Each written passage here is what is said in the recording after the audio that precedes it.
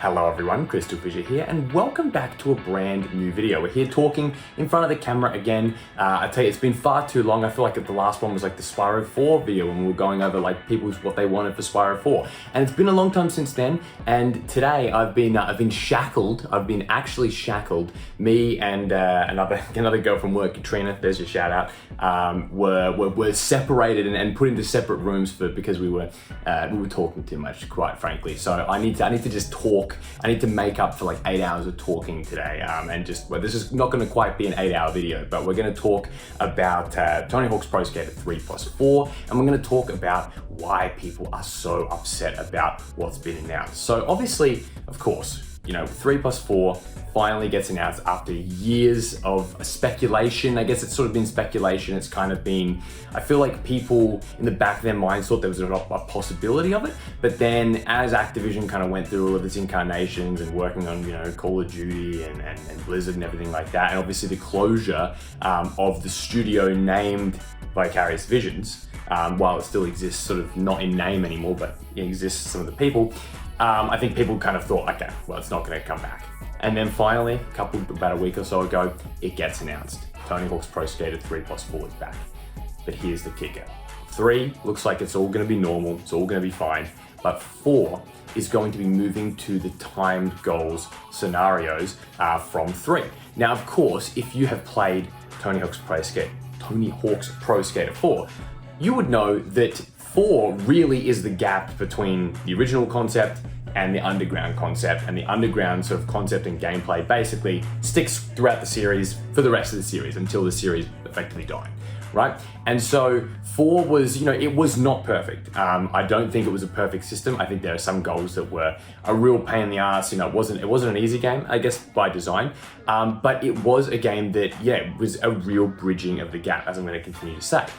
So why people are upset is that by taking away that fundamental gameplay of 4 and turning it into a timed goals 1, 2, 3 type thing, you are basically only pleasing, I wouldn't say minority, but a smaller portion of people that would then the ones that would actually want it to be an authentic Pro Skater 4 experience. And I'm someone that sort of fits into that category. For me, I do like the classic style of complete as many goals as you can in 2 minutes, go back, collect the level. Here's the problem. The way in which the Pro Skater 4 levels were done was that they were very much benefited from just being a free exploration, much like Underground. Now, yes, there was like different rail paths and different combo lines and stuff like that you could do, but it's fundamentally changed.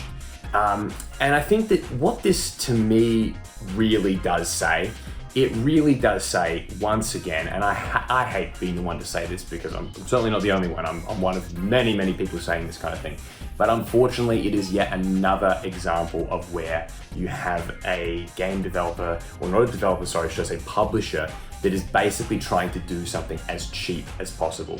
But here's the thing with that.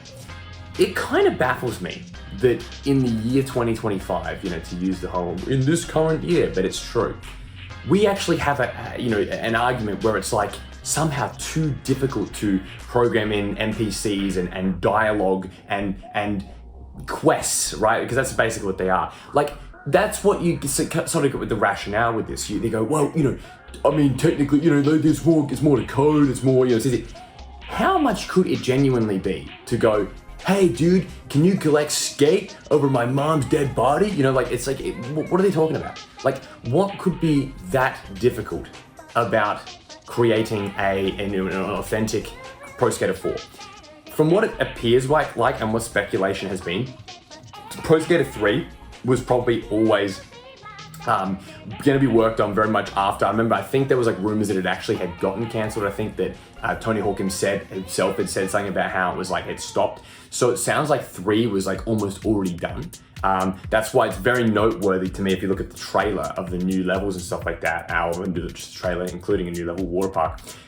You see that it looks like it's mostly 3. I bet that 3 is basically done and they're probably finishing or working on 4 now. Now, the thing is, I don't believe it will be Vicarious Visions working on the game. I think there's I think they did the PC port, like not Iron Mountain, that's a security company. But something like that. I'm not talking about Mr. Robot, that kind of thing.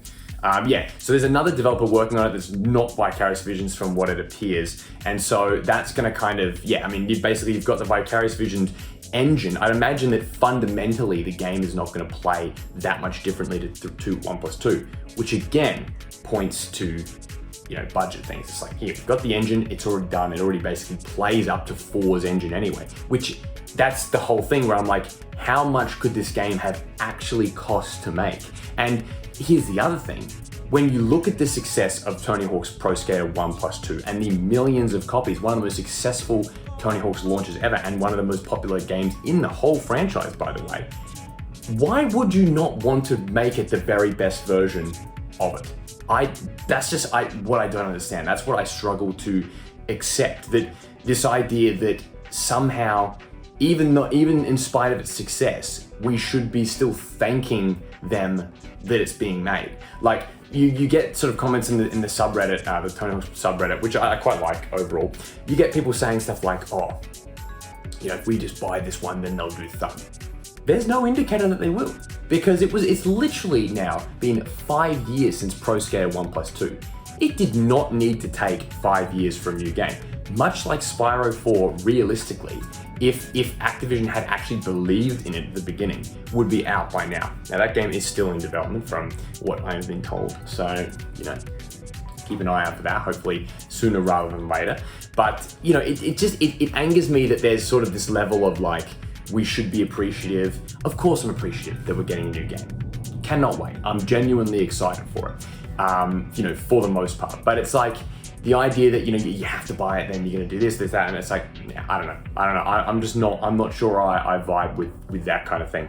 Now, to look at it from a slightly positive light, this is one thing I will say that could be interesting about this, is some of the goals in Pro Skater 4, like I mentioned before, briefly, are kind of crap. They're not great. There are some ones that are just more frustrating than enjoyable. I would like to see the developers come up with creative ways of, and because really the floor is theirs, right? Like they can do whatever they want. They have all the creative freedom they want. I want to see some creative goals. I want to see some ways of chaining some stuff together. You know, this is secret tape and, you know, all that kind of stuff, skate. It could be good. There could be elements of this that could be fun. The other thing is, to me, in my opinion, and I'm not confident in it just by judging by the implied budget restrictions that, you know, the whole thing would lead to. I am really hoping that we get more than one level. It looks like that the creator level stuff is going to be more advanced. It looks like that's going to be great, creator park and stuff. So it looks like there's some exciting stuff there, but they really need to go to the next level, in my opinion, with levels. I think we need at least 3+ custom levels. I think that we potentially need free DLC parks. I think that they need to actually support this damn game for more than 5 seconds. Because, you know, as we saw with Crash Bandicoot or Crash Team Racing Nitro Fuel, they supported it for a few months and then all of a sudden shipped off to COD. And it's just the same story over and over again. Now, I'm hoping that Activision being owned by Microsoft, it means that we're gonna get better post, you know, with aftercare, if you will. Yeah, you know, but I'm just not confident. And I think that's the sad thing about this, is that, you know, what should have been a massive triumph, I think feels like there's always a little bit of that asterisk. There's always a little asterisk next to it. But yeah, look, I'm cautiously watching. Maybe not optimistic is not the right word, but I will see what's going to happen. I think that it's going to be. Look, I just hope the game plays well. I hope they haven't tinkered with the engine very much, because 1+2 plays perfectly. Like, it is actually, to me, a perfect controlled game. It is perfection. It's an absolutely incredible experience. It's basically exactly the same as like Pro Skater 4, you know, was. So it's like, that's cool. Let's see what they do. Thank you for watching. Thank you for sticking around. I'll be back with, I actually do have something planned for, what was it, something Spyro related soon. But yeah, anyway, we'll talk more soon, very soon. I'll hopefully do some more face-to-face stuff. I've set up like, this is like on like a tripod and 2 books. So I hope I can't see myself. So hopefully it's like not a complete disaster and it look terrible. But anyway, thank you very much for watching. See you later. Goodbye, good night, bye-bye.